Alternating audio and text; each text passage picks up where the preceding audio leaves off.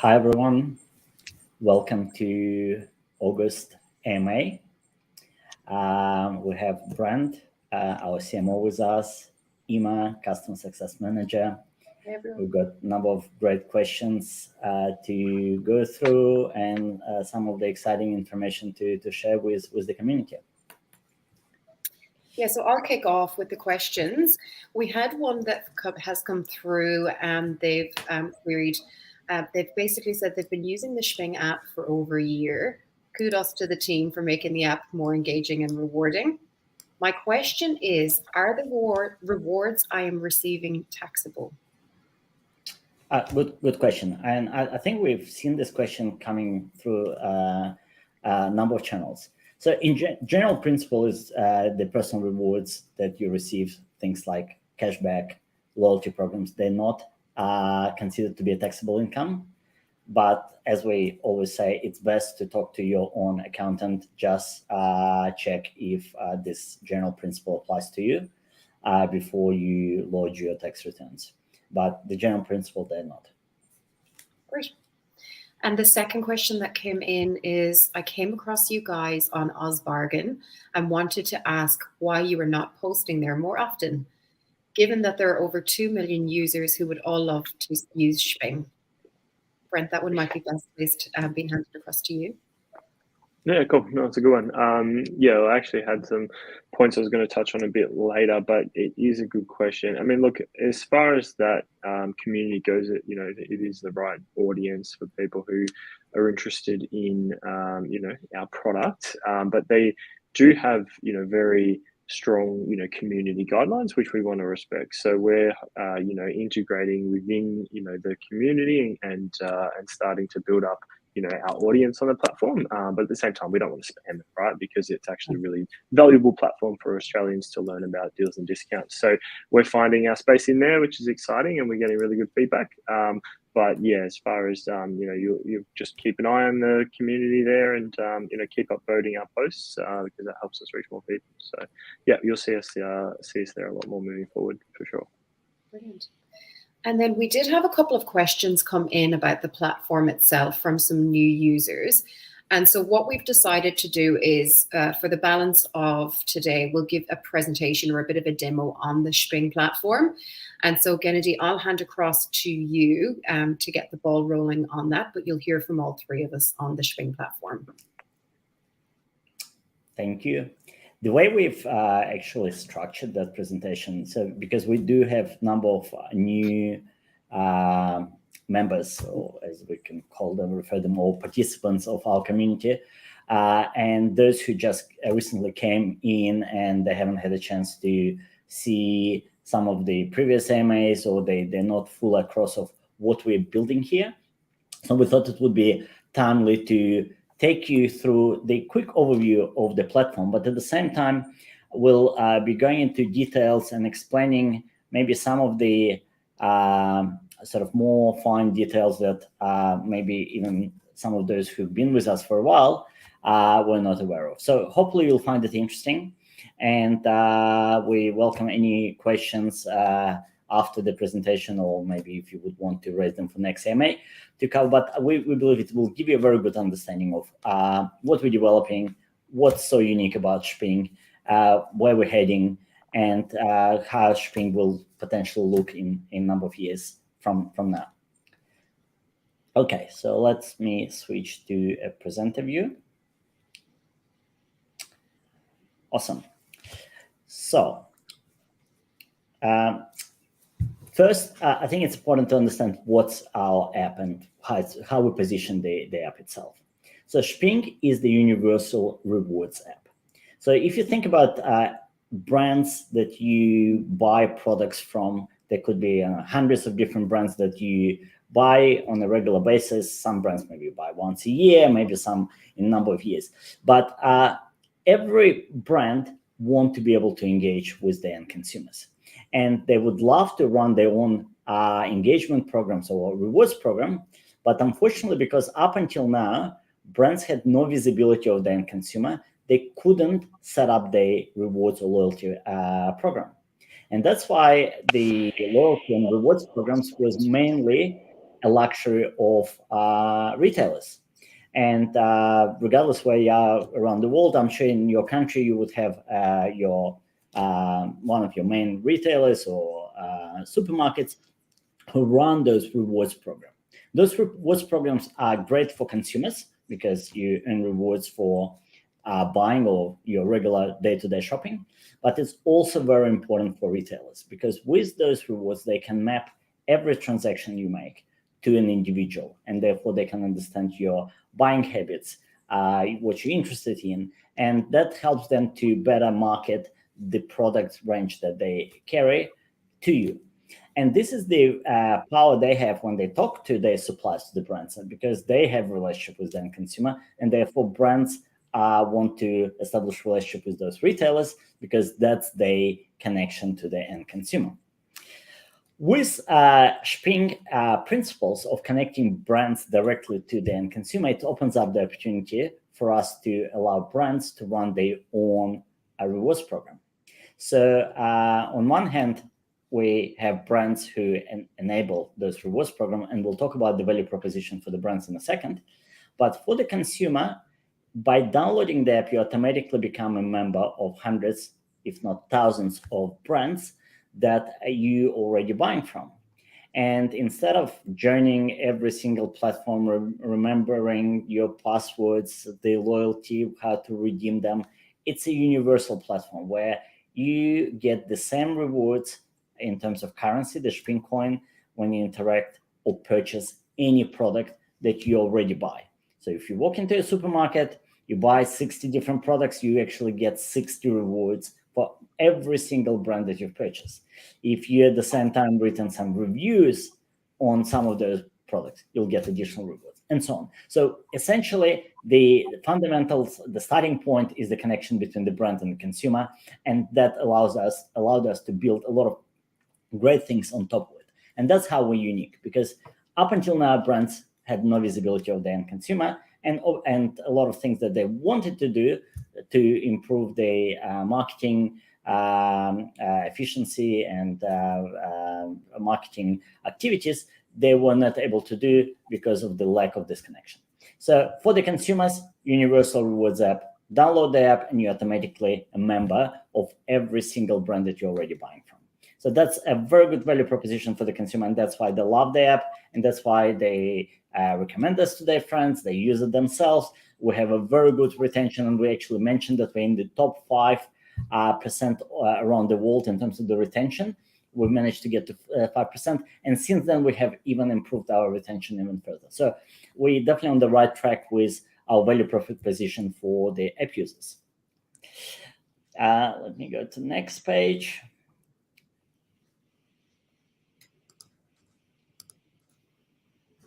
Sorry about that. It's clicking the wrong button. So who are our consumers? So we have quite a range of different demographics in our app users. But in saying that, while we have like a lot of millennials, 60%, we cover pretty much all of the age groups and all of the demographics. We have users who are 70 plus. And we have also users who are 18 years old. So the app is very easy to use. It's applicable pretty much to everyone because everyone who makes purchases can get benefit from the app, and who won't love rewards for the purchases they make.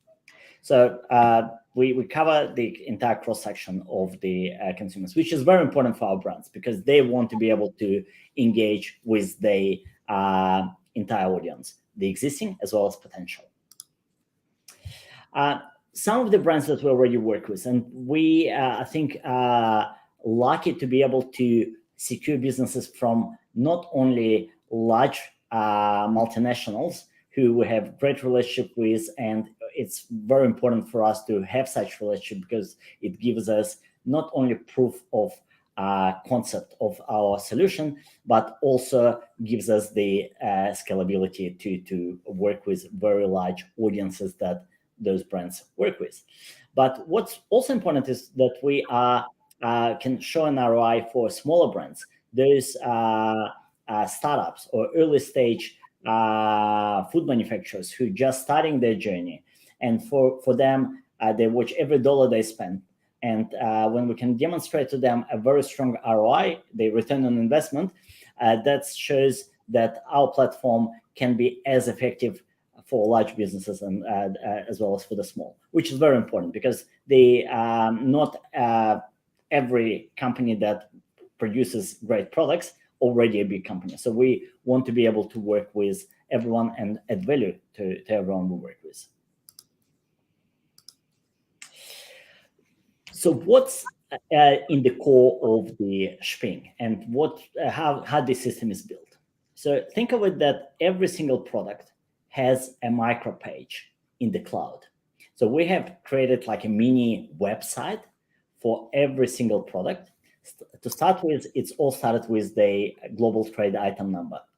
So as part of the industry standard, every product that wants to be sold through in retail stores, they need to obtain the barcode.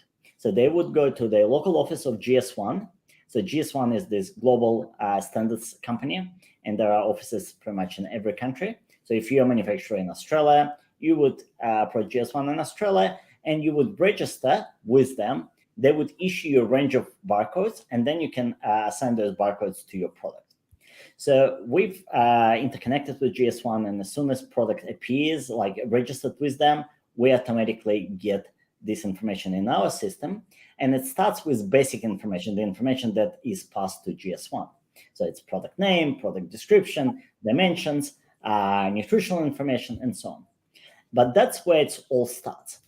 Then we have other partnerships. We work with the Australian Certified Organic. We work with QVantage. We work with GS1 Smart Media. And then we enrich this data. So we attach a lot of information to that barcode, as well as product reviews, information we get from the consumers, information we extract from the receipts with the locations of where the product is sold. So we enrich this data, and we already have over 2 billion attributes on the platform. Those 2 billion attributes is assigned to 20 million products that we have. So 20 million unique products with 2 billion attributes that we already captured and enrich this data with. So as a consumer, you can simply scan the barcode and quickly get all of the information you need to know about this product. So instead of doing a research, like you could potentially do when you're searching, shopping online, and nowadays it's very convenient. If you're buying something online, you can do a quick search. You can see how much this product is retailed at other stores. You can probably find some reviews. But when you're in brick and mortar stores, it's very difficult. You don't have the luxury of being able to grab your laptop and spend 5-10 minutes doing a research on the product. So being able to scan the barcode and quickly get the information is very important. But at the same time, by scanning the barcode, you're actually letting the brand know, say, hey, I'm interested in your product. And brands, they really appreciate your interest, and they're giving you rewards for any interactions you have with this product. So if you simply scan the barcode, or you watch the video, or maybe you've written a review, or simply uploading the receipt. So all of those actions are important for the brand, and therefore they reward you for those actions. So it's really a win-win for both parties. Actually, I already covered that slide. So that's when I mentioned that we're enriching the data. So we're starting with the base, and then we're pulling data from different sources, trusted sources, including consumers. So consumers play probably the main role in enriching our data, and it gets constantly, we get constant flow of the new information in relation to products.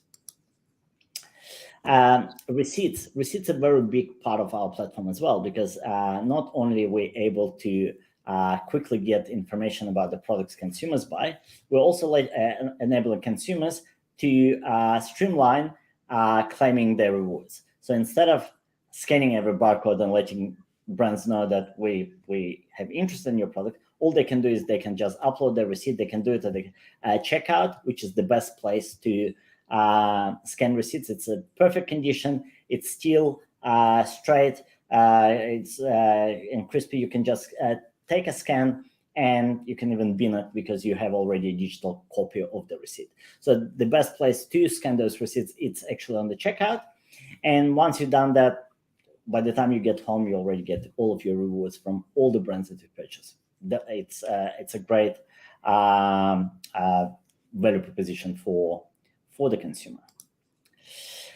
Now on the partnerships, and I want to go a bit deeper on one of the partnerships which we have recently established. We haven't done an announcement yet. It's will be coming soon. We're still aligning the copy for the press release, but I want to talk about the IBM Food Trust. So IBM have developed a platform to track products through the supply chain, and they have built it on using a blockchain technology, which is really robust and secure way of tracking product movement through the supply chain. They work with a number of large multinationals who they help to track the entire journey of the product from the raw materials to production, from production to retailer. They're capturing temperature logs, all of the ingredients that went in this specific product, and so on.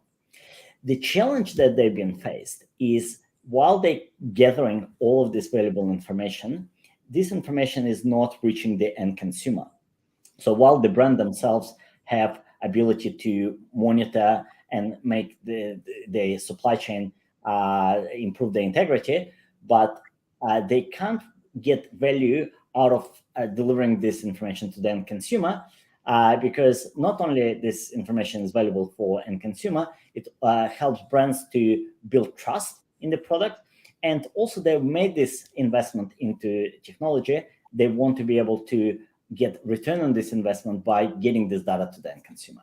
They have tried different sort of technologies or approaches how to get this data to the end consumer. They tried QR codes and some other technologies, and none of these approaches were giving them the take-up that they really wanted to achieve. When we started discussion with IBM, they realized that we already have relationship with the consumer, and we have the journey that involves consumer scanning or interacting with the product, which allows us to incorporate traceability data on those products that is available to deliver to the end consumer. And we've done a very small pilot which have already demonstrated a great result. And the plan is to now go to market together in Australia to start with, but internationally once we roll out our services internationally, to enhance the IBM offering for the brands and enabling consumers to get access to very important information that will give them peace of mind and make their shopping more secure. We have a small video which will show you how it looks on the from the app perspective, from the consumer perspective, but I just wanted to give you sort of a quick overview of our partnerships. So what do we actually offer to brands that work with us? In summary, one of the key objectives of any FMCG product is to bring more users or introduce their product to their category buyers. So if you think about any product, let's say Evian water. So Evian would be interested to talk to those who buy maybe Mount Franklin or similar products to their competitors. And they would want to talk to this category buyer. So the way our system works is we look at the entire audience, we pick the category buyers for that particular product, and then we have special algorithm where we are reaching out that particular consumers, and we're introducing that product in a number of ways that we have.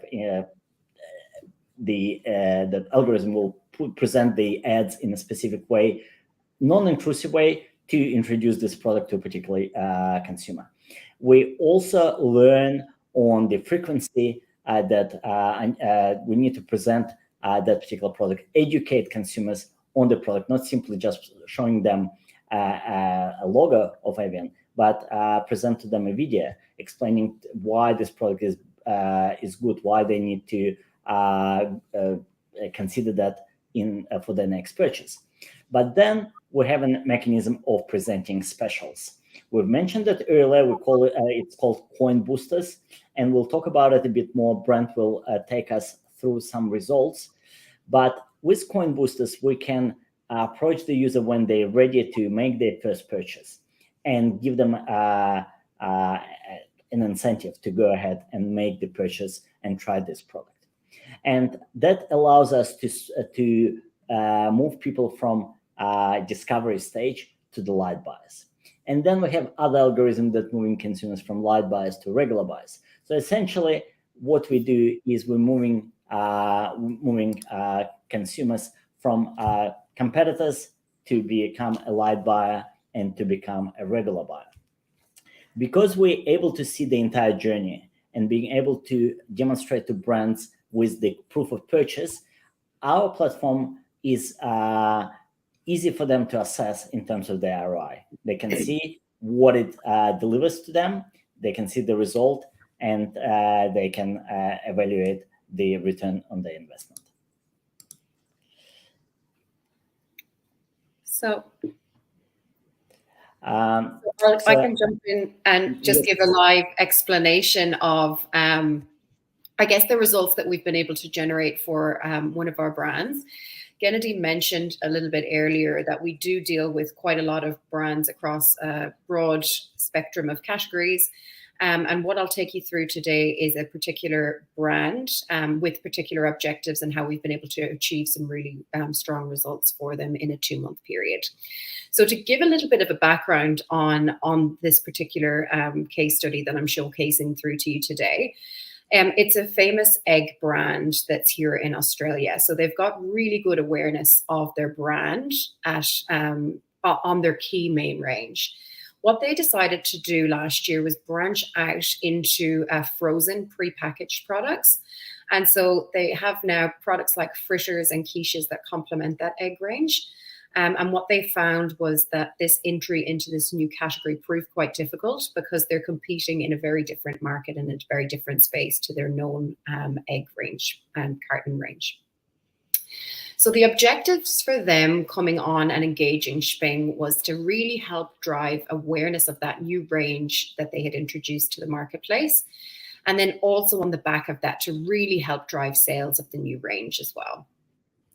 So through a couple of strategic marketing meetings that we held with them and in consultation with both them and our Shping team members and myself, we were able to put together some really key messages within their product profiles that allowed us to then launch and take their customers on a journey. And Gennady, if you don't mind just flicking through to the next slide, I can talk through to how we've managed to create a real funnel for their customers. So at that really front end, we identified through the use of our receipt data that we capture, we know the category buyers that exist based on the purchases that we can see them making. So we understood that there was a targeted pool of 6,931 shoppers for them to communicate through to. And at the top end of that, we were able to create awareness through featuring their products. And we achieved awareness there on 4,481 app members. In that consideration phase, then we were able to draw down 1,344 people into considering purchasing the product. And in a 2-month period, we managed to convert 68 people. Now, these were people who had never purchased their products before, and through seeing the Shping ads and seeing the correct messaging at the right point in time, decided to convert into purchasing the egg frozen product range.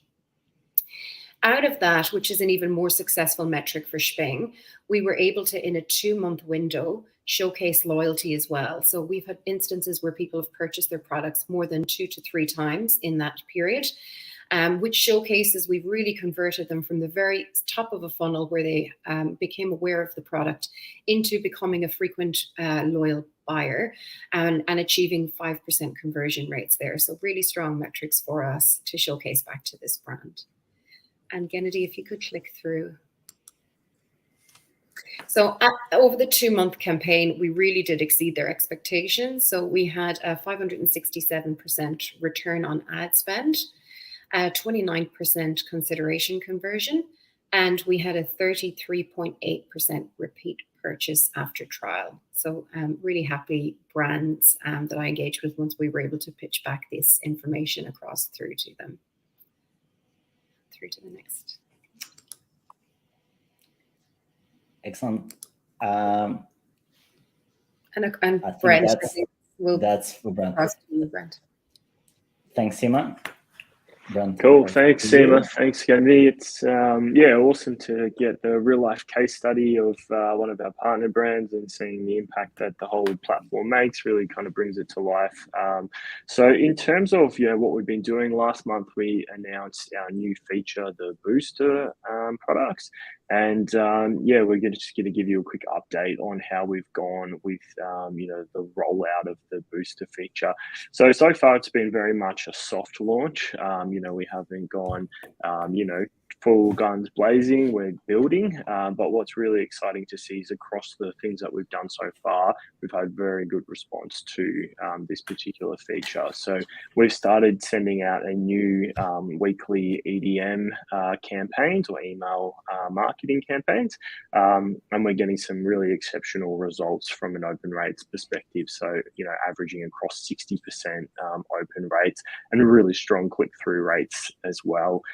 So that goes out to all our members, and we're seeing some really good engagement there to tell them what the weekly specials are. And our idea is that we really want to build the behavior of our members, that they come to our app each week, they check the deals and what boosters that they can get, and then they're able to go and collect a deal in store. So the very top line is the booster is like almost a cashback or a percentage off discount on a particular range of grocery products.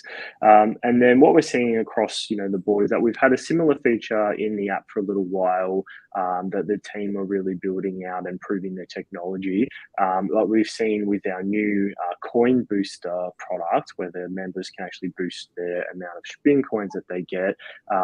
We've seen a 4x increase on the average number of uniques participating in the booster program. So really good results just in a couple of weeks, and overall we're getting very positive feedback from our members as well.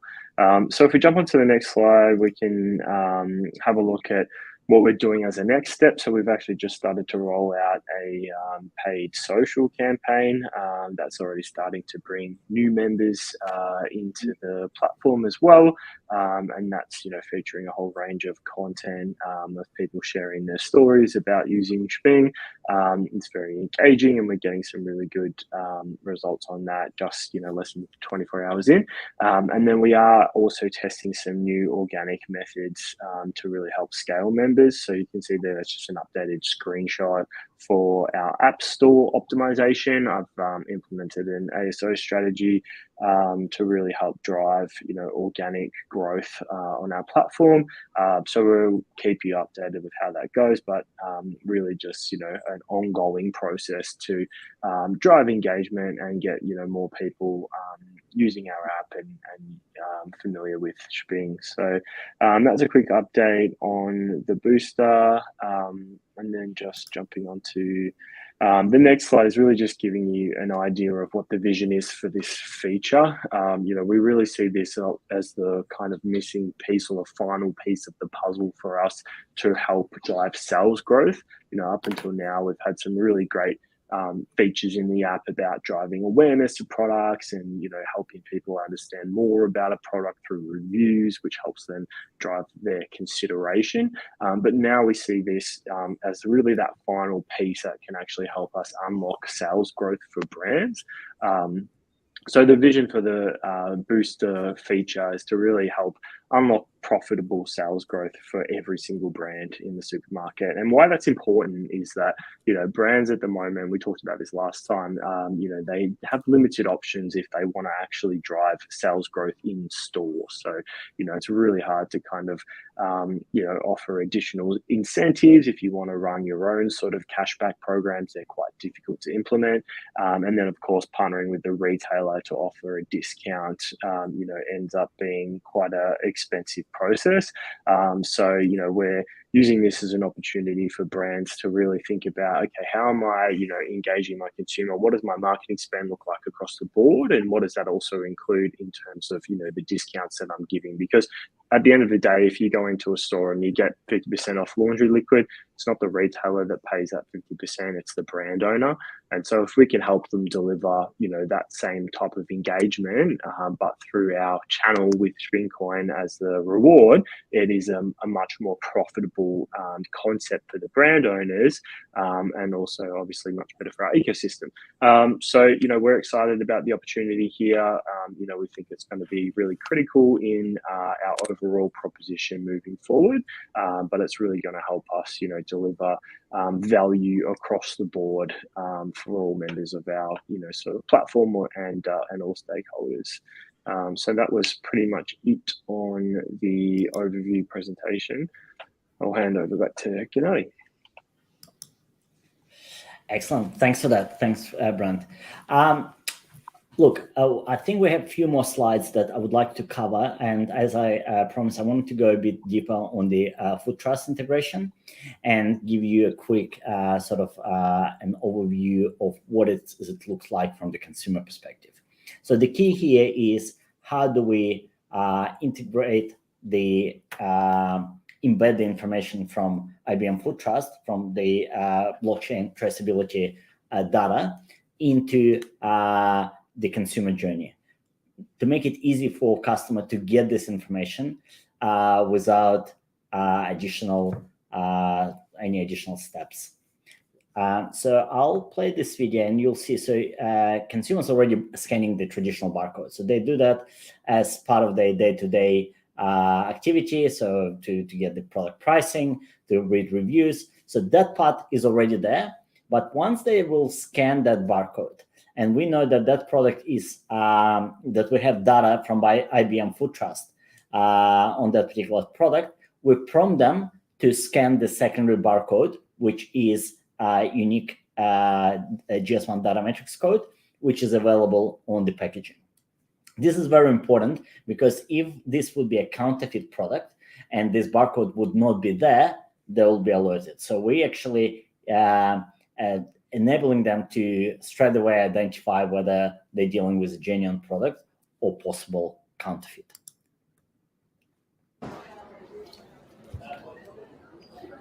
So scan of the traditional barcode, access product information, the product pricing, product reviews, and here is the widget from the IBM Food Trust.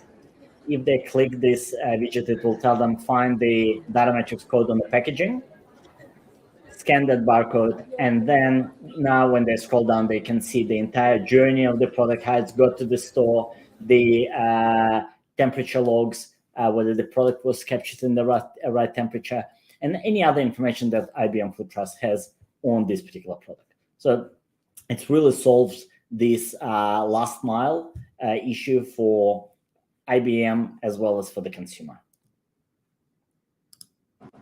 Oops. 1 second. And to finish off, I just wanted to touch on again on the tokenomics, how the tokenomics works in Shping ecosystem. It's quite simple once you sort of get to understand the flow. But if you haven't had a chance to read our white paper or heard us talking about the tokenomics, I'll quickly take you guys through it. So essentially, it all starts with the brand. I'm not sure if my mouse can be seen here on the screen, but the brand is next to the Shping app incentive. So you'll see the brands there. So if brands want to reward you for your activity, you'll see that we're going clockwise. It's send you coins for the activity you had with their products.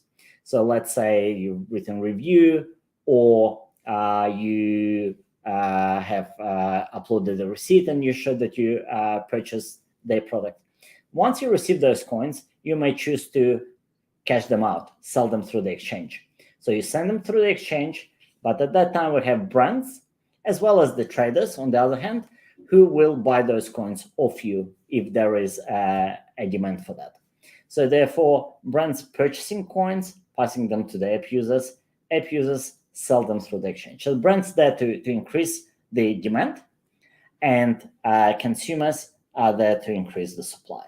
And that's pretty much how the tokenomics works. So it goes from brands to app users, back to brands, all through the exchange. And we're listed on a number of exchanges: Coinbase, Gate.io, Timex, Probit, Uniswap, SushiSwap. We're constantly talking to new exchanges, so we hope to expand our presence in a number of different exchanges, but that's where we are currently. And I believe this summarized the overview of the platform that we wanted to share with you guys.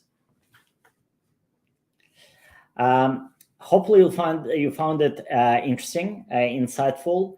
And if you have any questions or would like to learn more, please send us more questions. We would love to cover them on our next AMA. Or if you want answers sooner, drop us a line in our chat, on Telegram chat, or send us email, whichever channel is more convenient for you. I would like to thank everyone for your interest in our project, for your continuous support, and wishing you all a great weekend. And looking forward to speaking with you in our September AMA. Thanks, everyone. Thanks, guys. Cheers. Bye.